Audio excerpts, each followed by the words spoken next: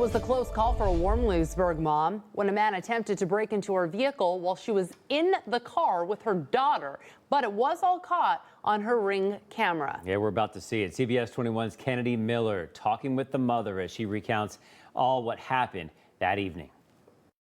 Well, it all went down last Friday. Alyssa Seibert tells me she was headed out with her daughter, completely oblivious at first that this man was watching them both from a distance. But something just made me just look to the side for some reason.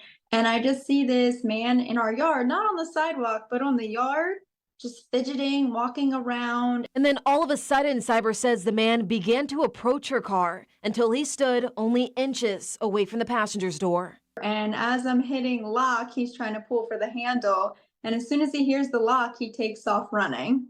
Later that night, Seibert pulled footage from a Ring camera and discovered something chilling. 10 minutes prior, we saw on our camera then that he was at our vehicle, kind of looking around it, looking towards the back door.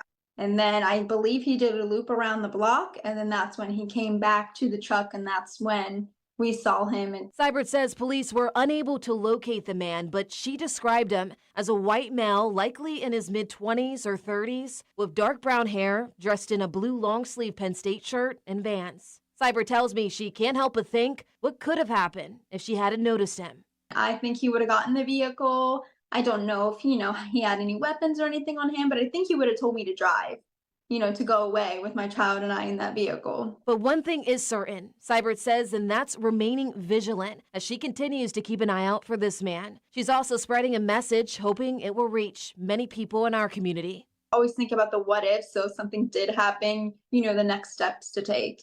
For now, West Shore Regional Police Department says this is still an open investigation and no information can be shared at this time. But if you have any information about who this man could be or his whereabouts, you're asked to call police.